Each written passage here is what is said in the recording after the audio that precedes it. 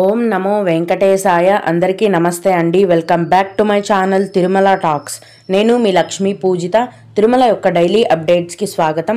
తిరుమల దర్శనానికి సంబంధించిన latest updates కోసం మన ఛానల్ యొక్క టెలిగ్రామ్ గ్రూప్లో జాయిన్ అవ్వగలరు. ఆ గ్రూప్ యొక్క లింక్ అనేది ఈ వీడియో కింద డిస్క్రిప్షన్లో మరియు కామెంట్ సెక్షన్లో ఇవ్వటం జరిగింది.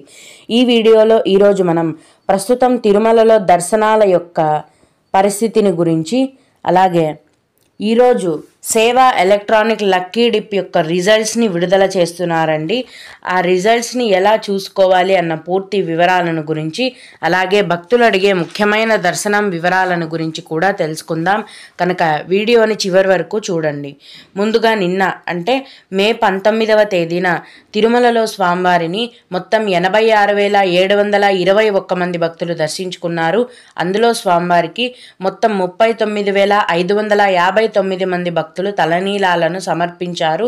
నిన్నటి రోజున తిరుమలలోని శ్రీవారి హుండీ యొక్క ఆదాయం అనేది 3,87,00,000 రూపాయలు. ఈరోజు కూడా ఎటువంటి దర్శనం టికెట్లు లేకుండా నేరుగా భక్తులను ఫ్రీ దర్శనానికి అనుమతిస్తున్నారండి. ప్రస్తుతం టికెట్స్ లేకుండా నేరుగా వెళ్లే దర్శనానికి 24 గంటల సమయం అనేది పడుతోంది. ఇంకా ఎక్కువ కూడా పట్టే అవకాశం ఉంది. అలాగే తిరుపతిలో ఇచ్చే సర్వ దర్శనం టికెట్లను తీసుకొని దర్శనానికి వెళ్లే భక్తులకు దర్శనానికి 5 గంటల సమయం అనేది పడుతోంది. 300 రూపాయల దర్శనం వారికి మరియు 500 రూపాయల దర్శనం వారికి దర్శనానికి 4 గంటల సమయం అనేది పడుతోంది. గత 3 రోజుల నుంచి తిరుమలలో శ్రీ వెంకటేశ్వర స్వామి అలాగే పద్మావతి అమ్మవారి పరిణయోత్సవాలు జరుగుతున్న కారణంగా సుపదం ఎంట్రీ అనేది లేదండి. చిన్నపిల్లల సుపదం ఇన్ఫాంట్ దర్శనాన్ని అనుమతించలేదు. కానీ ఈరోజు అంటే మే 20వ తేదీ నుంచి కూడా ఈరోజు నుంచి కూడా ప్రతిరోజు మళ్ళీ తిరిగి చిన్నపిల్లల ఇన్ఫాంట్ దర్శనం అనేది ఉందండి. ఈ ప్రస్తుతం సుపదం ఇన్ఫాంట్ దర్శనానికి 1.5 గంట సమయం అనేది పడుతోంది. అలాగే విఐపి బ్రేక్ దర్శనం టికెట్లు కలిగి ఉన్న భక్తులకు దర్శనానికి 1 గంట సమయం అనేది పడుతోంది. ఈరోజు తిరుమలలో భక్తుల యొక్క రద్దీ అనేది చాలా ఎక్కువగా ఉందండి. ఇంకా కూడా రద్దీ ఏమాత్రం తగ్గలేదు. అన్ని కంపార్ట్మెంట్లు కూడా నిండిపోయాయండి. ఫ్రీ దర్శనానికి వెళ్ళే భక్తులతో కంపార్ట్మెంట్స్ అన్నీ కూడా నిండిపోయి శిలాతోరణం దగ్గర నుంచి క్యూ లైన్ అనేది స్టార్ట్ అవుతుంది.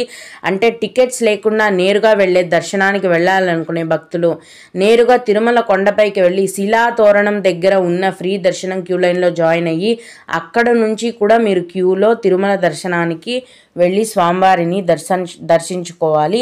అంత దూరం మేరకు క్యూలో జనాలు వేచి ఉన్నారు. దీన్ని బట్టి భక్తుల రద్దీ అనేది ఎంత ఎక్కువగా ఉందో మీరు అర్థం చేసుకోవచ్చు. ఇకపోతే ఆగస్టు నెలకు సంబంధించిన ఆర్జిత సేవల యొక్క సేవా ఎలక్ట్రానిక్ లక్కీ డిప్ని ఈ మే నెల 18వ తేదీన ఓపెన్ చేశారు. ఈ మే 20వ తేదీ అంటే ఈరోజు ఉదయం 10 గంటల వరకు లక్కీ డిప్ అనేది ఓపెన్లో ఉంటుంది. ఇంకా ఎవరైనా డిప్ అప్లై చేసుకొని భక్తులు ఉంటే అప్లై చేసుకోండి. అయితే ఆ డిప్లో సెలెక్ట్ అయిన భక్తుల యొక్క లిస్టుని మే 20వ తేదీన అంటే ఈరోజు మధ్యాహ్నం 12 గంటలకు విడుదల చేస్తారండి టీటీడీ వారు.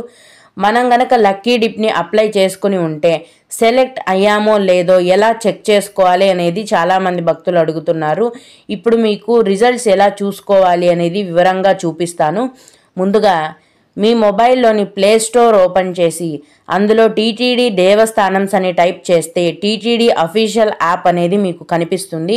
ఆ యాప్ని ఇన్స్టాల్ చేసుకొని ఓపెన్ చేస్తే మీకు ఈ విధంగా పేజ్ అనేది ఓపెన్ అవుతుంది. అందులో కింద అన్నిటికంటే కింద మీకు బుకింగ్స్ అని కనిపిస్తుంది కదా, దాన్ని క్లిక్ చేస్తే ఈ విధంగా మీకు ఓపెన్ అవుతుంది. ఇక్కడ సెలెక్ట్ సర్వీస్ అని ఉంది కదా, దాన్ని క్లిక్ చేసి ఇందులో సేవా ఎలక్ట్రానిక్ లక్కీ డిప్ని సెలెక్ట్ చేసుకోవాలి. ఇక్కడ మీరు డిప్ ఎప్పుడు అప్లై చేశారు, సెలెక్ట్ అయితే సెలెక్టెడ్ అని చూపిస్తుంది, సెలెక్ట్ అవ్వకపోతే నాట్ సెలెక్టెడ్ అని చూపిస్తుంది. ఈ విధంగా మీరు రిజల్ట్స్ని చూసుకోవచ్చు. ఒకవేళ సెలెక్టెడ్ అని వస్తే దాన్ని క్లిక్ చేస్తే పేమెంట్ చేయండి అన్న డీటెయిల్స్ కూడా మీకు కనిపిస్తాయండి. ఈ విధంగా మీరు రిజల్ట్స్ని ఎప్పుడు చెక్ చేసుకోవాలంటే మే 20వ తేదీన అంటే ఈరోజు మధ్యాహ్నం 12 గంటలకు డిప్ అనేది తీస్తారండి టీటీడీ వారు. అయితే 12 గంటలకు డిప్పు తీయడం మొదలు పెడితే 12:30కు నేను ఈ వీడియోలో మీకు చూపించిన విధంగా మీరు రిజల్ట్స్ని చూసుకోవాల్సి ఉంటుంది. ఎందుకంటే ఖచ్చితంగా 12 గంటలకు సెలెక్ట్ అయిన వాళ్ళని లిస్ట్ని వాళ్ళు విడుదల చేస్తారు, డిప్పు వేయడం స్టార్ట్ చేస్తారండి. అప్పుడు కనుక 12:30 కల్లా పూర్తి డిప్పు వేసే ప్రాసెస్ అనేది కంప్లీట్ అయిపోతుంది. అప్పుడు సెలెక్టెడ్ ఆర్ నాట్ సెలెక్టెడ్ అనేది మీకు రిజల్ట్స్ అనేది కనిపిస్తాయి.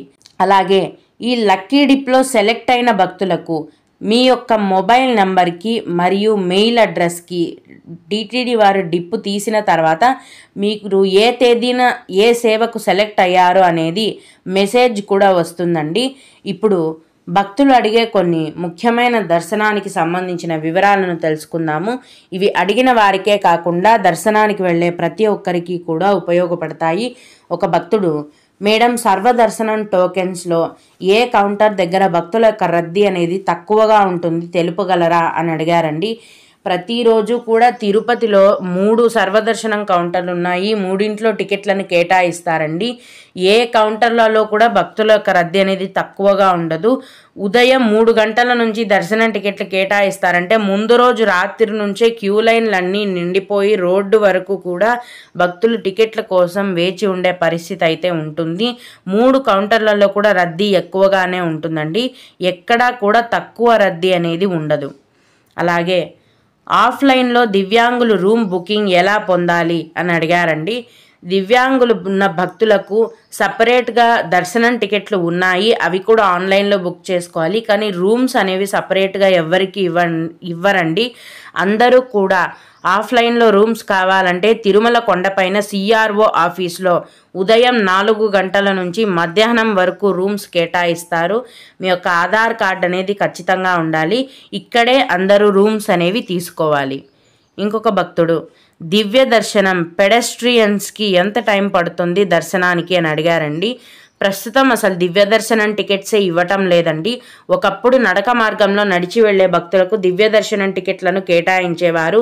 కానీ ఇప్పుడు కాలినడక మార్గంలో వెళ్లే భక్తులకు కూడా సర్వదర్శనం టికెట్లే కేటాయిస్తున్నారు. పెడెస్ట్రియన్స్కి కానీ లేదా నార్మల్ భక్తులకు కానీ ఒకటే దర్శనం టికెట్ అండి, ఒకటే సమయం కూడా పడుతుంది. నడక దారిలో వెళ్ళేవారు సర్వదర్శనం టికెట్ తీసుకుని వెళ్తే దర్శనానికి ప్రస్తుతం 5 గంటల సమయం అనేది పడుతోంది.